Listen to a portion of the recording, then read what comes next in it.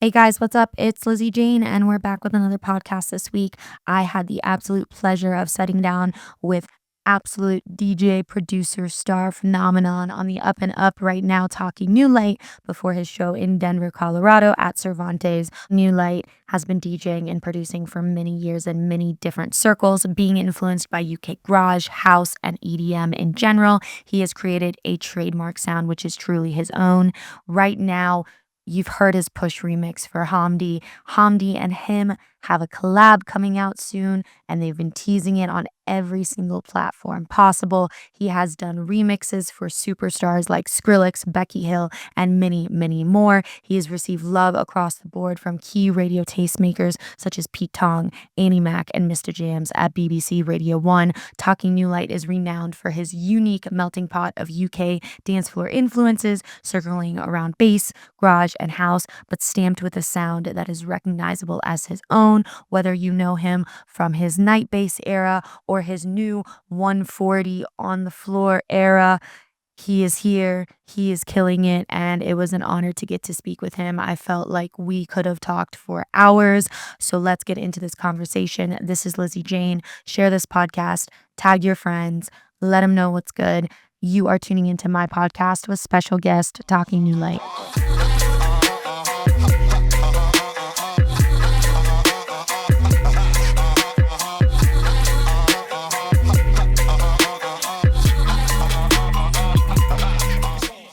Taiki Nulight. Gosh, your life has been crazy. This year's been pretty intense. I think intense is a good word. Intense is a great word. Yeah, I think since the switch up from bass house to the UKG and 140, I feel like a lot of people have noticed, and it's kind of like a second wave almost for me. So 100%. yeah. Well, for people who've been like following your project for a long time, you've always sat in different sonic circles. I feel like the average consumer and EDM like fan discovered you through night bass, which is like definitely like a pinnacle chapter in your career. Yeah. But I remember listening through your discography and like your old mixes from a long time ago, and you've always like been influenced by like garage and UK style beats, and then like have really focused in that house lane predominantly. Like, why the switch? Why now? I don't know. I think it was never intentional, right? So for people who've been following me from the very start, I came from a 140 background. If dubstep was my first, genre that I fell in love with electronically, that kind of got me to produce music and got me into the scene. I feel like everything I've done, like I said, it hasn't been intentional. Like me coming in with AC and the whole night bass crew was not intentional. It was just like, our shared love of a specific sound. And I feel like with the 140 stuff now, you know what? All right. I haven't actually ever said this publicly to anyone, but the Hamdi remix that I did was actually did as a joke. Like I did it back in September. I toured in Australia late August or July, I can't remember, of last year, and I did a back-to-back with Odd Mob, who'd been playing all his house tracks at like 150 or 150, right, real quick, real fast. So I was like, okay, that's what they like. Came back home, and just out of the blue one night was like, fuck it, I'll just make a 140 tune. That hadn't done it in 10 years or whatever. I know. The Counting remix.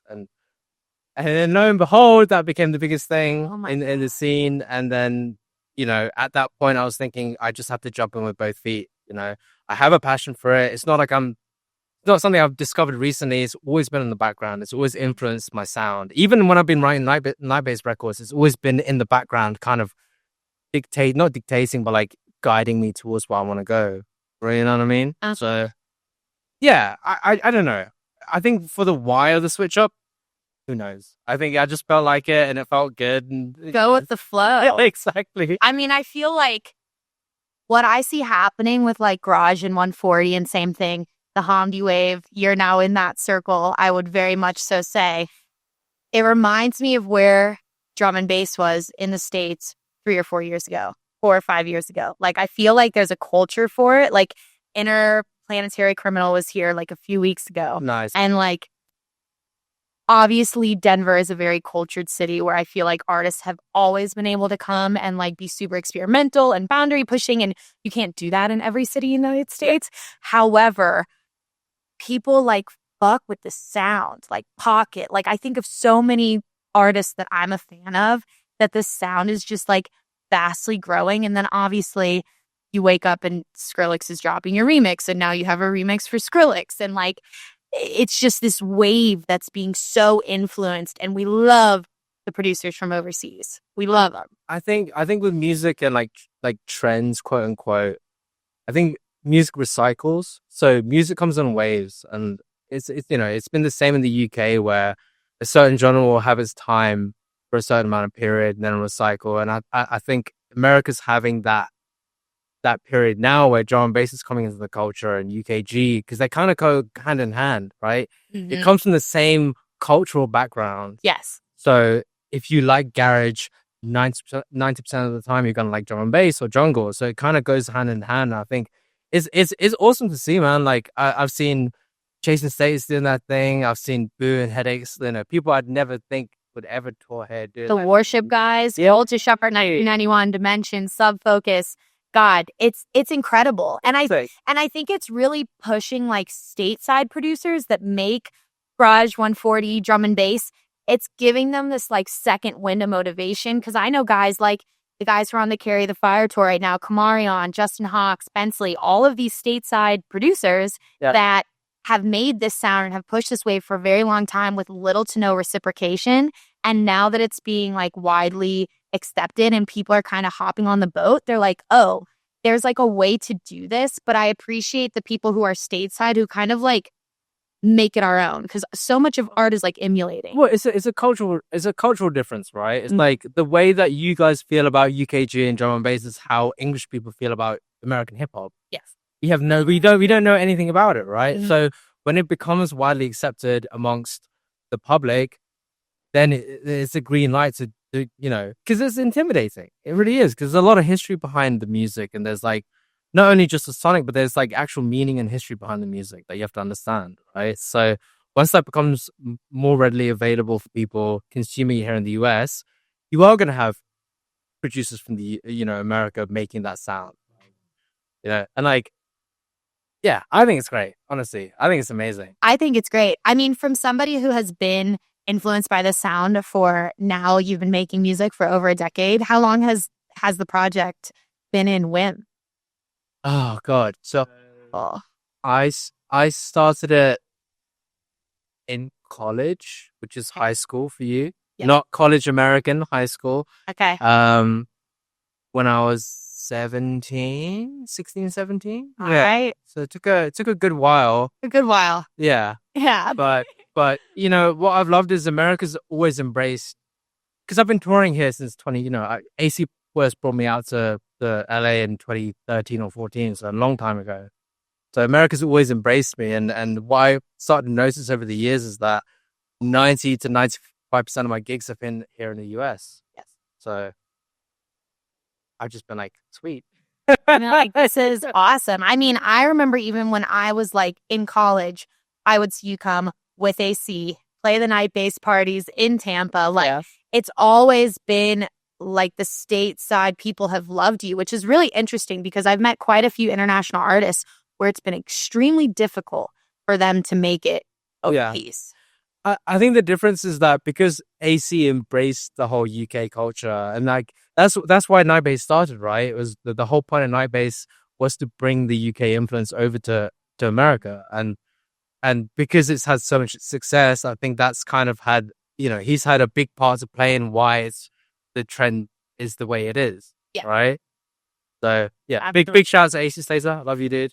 Love him. Always pushing stuff forward. I feel like there's so many friends of mine, like Nostalgics, Emily Blossom, that AC was their first like large A-list act to give them support. Yeah, he gives you, and what I really like about night bass and AC especially is that regardless of being a label, like he does put you up on a pedestal. Like he wants to show you off to the world and say, look, this is what about. Here's all my fans. My fans are now your fans. Exactly. And I'm going to pass the torch to like the next generation or the new wave sound. Yeah. And for people who like, going back to what you said, you know, really there's such a history behind drum and bass and behind UKG and behind 140.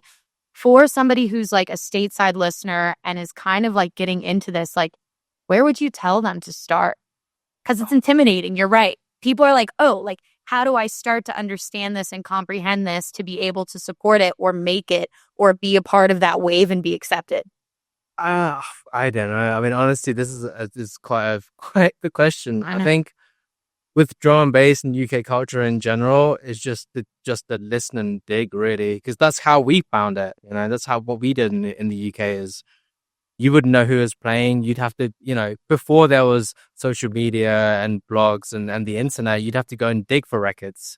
So I think that's kind of what you guys are experiencing now is like digging through records and digging through artists. And, you know, like I said, I love the fact that Jason Sayers and Boo and all these like super UK cultured artists are coming through and kind of, I don't want to say educating because that's kind of a shitty word to use, but like I love the fact that it's that word is being spread. You know what I mean? And especially in a time where like after COVID, where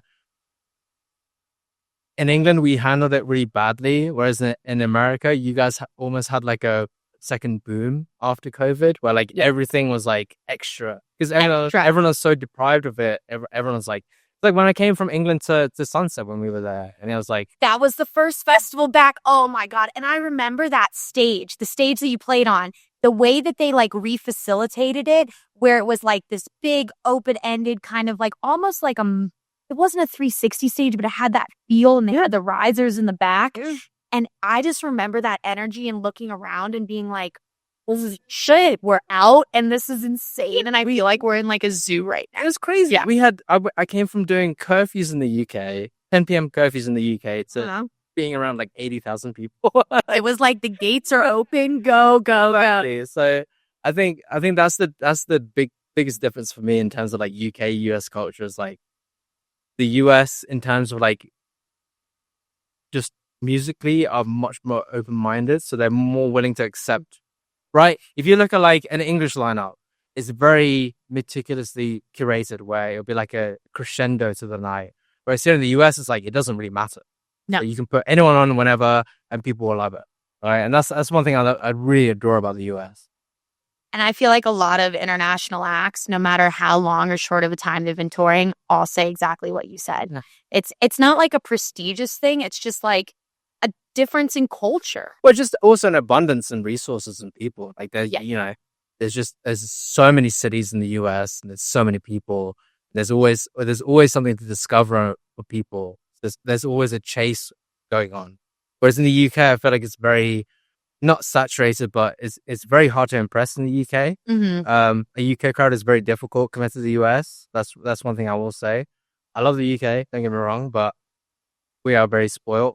In that, so you know when I see like God, like Alex Perez labels like collecting on a Tuesday, on a Tuesday, or like Vision recordings going up, and you're like, I'm just like, holy shit, the showcases, and just even like looking at like Boomtown this past weekend, looking at the way things are facilitated, it is so different. Whereas here, you get a festival and it's like DnB, acid, trance, and there's everything, dubstep, and then something else. Yeah. I love it. I think I almost prefer that more because it gives people, you know, you can't please everyone, obviously, and I feel like when you have an eclectic lineup where you kind of go across the whole spectrum, it's just more inviting for people who say have never been to a rave or never been to a club. It's more inviting for them. It's a more welcoming environment for people to go clubbing, you know. Whereas in England, it's very niche. Like if you go see someone, like you're going to go see them because you know every single one of their songs. You're like a hardcore fan. You know what I mean? So, and like with you saying like you can't please everyone, I feel like that's such a thing in just like the creative process in general. And I feel like lately you've been putting out. I listen to your Def set all the time. The set from Austin. That's like been my like gym jam lately. Oh yeah, because it's just like such a wild ride and versatility of like songs. And a lot of those bootlegs, you've like put out on SoundCloud for edits, or they've been official remixes, like the Over Mono one. And then you just had like a crazy like grime hip hop official remix that goes bonkers. And it's sick, but like how's your creative process like sitting? Like, are you approaching things differently now with the sonic change? Like, do you feel like a new, refreshed, like, aura of joy when you're in the DAW? I think with the switch to 140, so like, having done bass house for 10 years, I started to notice that I'd get writer's block more and more. And with the change to 140, it was just refreshing in the sense that I was having fun with it. Like, it didn't really feel like a chore anymore. Not a chore, but like I didn't have to put in any effort to have fun with making music, right? And I think that's the big distinction, is just like, with anything, right? When you've been doing anything for a certain amount of time, it's not that you lose love with it, but you just like, you've done everything you can within that space, and there's nothing more. Like, you have to really think outside the box to think of something new and innovative, right? Whereas with 140, it was like, it really didn't feel like I was doing anything different apart from just making music at a different tempo with slightly different drums. For me, the creative process was basically the same, right? Yeah. I was doing what I'd always have done over the last 10 years, but because I was listening to it from a different perspective, it was just like, yeah, I guess easier. I think easier is a not a good word for it. It was just like refreshing. Refreshing. Right. It has to feel refreshing. That's why I feel like in the DAW, like, you have such a skill set as a producer and a music maker or an audio engineer that to do everything in one like box of marbles can get really old like really quickly. And it's cool to see so many artists start to kind of expand their horizons and like breach kind of like the boundaries and gaps of subgenres and genres, especially with all these new waves coming in. Because I think like the listeners and the fans are ready for it. And if the listeners and fans like receive it well, then you keep going. I also think genres are relevant now. Like, and now it's like, I hope so. Now it's like, how good are you as a producer? That's kind of the mark. Like, that's kind of how you get, not judged, but that's how you get perceived, is like, how good are you as a producer, right? Because as a good producer, you should be able to make everything. Yes. Right? You know what I mean? So it's like, that's kind of how I see it. It's like, I've been, especially over COVID, I stopped making music and I kind of went back to, the square one and read through manuals and learned compression and everything that I didn't do the first time around. Because, I taught myself. I learned everything that I knew from YouTube and basically from other people in the studio. And there was just a lot of holes in my knowledge, and and COVID is a really good time for me to just fill in those holes and just learn everything. Yeah. So now I'm pretty competent when it comes to production. So I think that's the other thing. It's like, I feel confident as a producer now.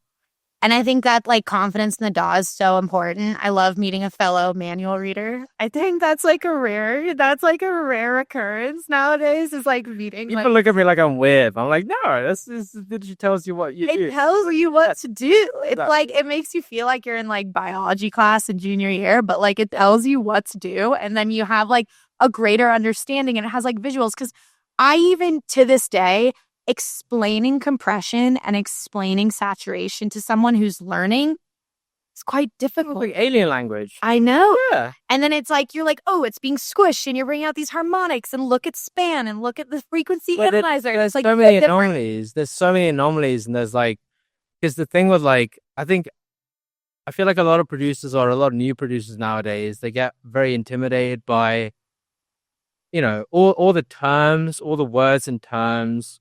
Because it's all very simple at the end, at the end of the day, right? Compression, if you expand it simply, you're like, oh, okay, I get it. Yeah. But because of all the terms, and because there's so many different kinds of compressors that all have different kind of colors, it's very intimidating. It's like trying to pick a color because there's so much to pick from. You know what I mean? And that's everything. That's every audio effect. That's every MIDI effect. That's every way that you can automate and play with macros and design whatever the fuck you want. Yeah. It's so subjective. intimidating. It is. An artist bias. So it's like finding what works for you and what technique is going to make you feel most confident in completing a song. When do you know that a song is done? Do you put a time limit? I don't. Yeah, I only do when there's a deadline. Yeah. Right. I love that. Or like if I've worked in it so much to the point where I'm just like, I surrender. Like I can't do any more. There's like no more faults from my end at least. But yeah, for me, I'm honestly never ever satisfied with a song or a mix. You know, as a producer, it's just like the dragon that you chase endlessly to make it sound better. But you know, at some point, there has to be a happy medium or a balance where like if you spend too much on something, then you're not making any more music. So like you kind of you're beating a dead horse. Yeah, exactly. And it's always the most interesting to me, especially when I was like first starting to release tracks in my first 2 to 3 years. I would so obsess over things that I couldn't conceptually understand and like execute within the DAW, whether that was a mix down technique or it was something with my sound design. But then I let the song go for like 2 to 3 months and I go back and listen to that. I'm like, what was I even like upset about? This is makes a big difference, honestly. Yeah. I try to take regular breaks. I think breaks are such a big, oh my God. If I could talk to myself 10 years ago, because I'd do like 8 hours in a row. Yeah. And I just, you know, shoot my ears out. I'd have no perspective and I'd start making decisions. And what I found is I'd start to undo my work. Right. So now, like, if I get to a point where I'm happy with a song, I'll just leave it the fuck alone. That's it. And I'll come back and I'm like, okay, that was a good decision. So it's more looking at it from that perspective. But that's a whole nother. It's such an interesting thing. I know I could talk to you for fucking ever. Problem. But what are like some standout moments in the last year that you've just been like, wow, this is crazy that this is like presented as an opportunity to me? I think for me, it's just been the recognition of like, you know, Shaquille O'Neal is playing my songs out, Kenny Beats, you know, people I've listened to for years. I would never be in the same domain. Skrillex is another one. I think it's more just the recognition for me that I've been like, wow, people really like the 140 stuff that I'm doing. So, yeah. Well, you deserve like all of the recognition. If you were to give like 3 pieces of advice to maybe a fellow producer or aspiring producer that's listening to this, like what do you wish you could tell your younger self? I think the first thing would be learn your tools. Like really learn your tools. The second piece of advice would be something that my manager told me a few years ago, which is put your horse blinders on. So like, you know, when they have horse races and they put the blinders on? Yeah. You don't pay attention to the people next to you. So just like do your thing. Cause like, it's one of those things, like I firmly believe if you really believe in what you're doing and you really, you know, trust your intuition, you will get that one day. It just comes with time and practice. Like if you're putting hours and hours in every day, you will see improvement. The improvement will be gradual and very, very slow and linear, but there will be improvement. So you just have to trust that and just, you know, keep going for it. And I think the third advice, I don't know.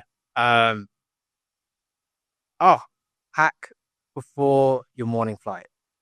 That's saved me. Like, hack your shit before you, you know, 5 in the morning. So that's, yeah. Is there a story behind that comes from like a horror story of you making it halfway around the world without your UAVs? There's been a few. I mean, thankfully, I've been pretty diligent with everything, and I've only ever missed one flight in my career. But I've had some rough mornings. Oh yeah, rough mornings, especially when I have like 2 or 3 shows in a row. But yeah, packing before the night before will do you so much good. Hammering it is. I love it. Well, Tagi, thank you for coming on today. It has been like such a pleasure as like a fan that has transitioned into the back end, like to watch your whole journey, because I think it's quite inspirational to quite a few artists to show like you can do it the way you want, how you want, reinvent yourself, follow the wave. And you're so incredibly talented and like you deserve it all. So thanks so much. And we're here for your Denver headline at Cervantes. Bye, guys.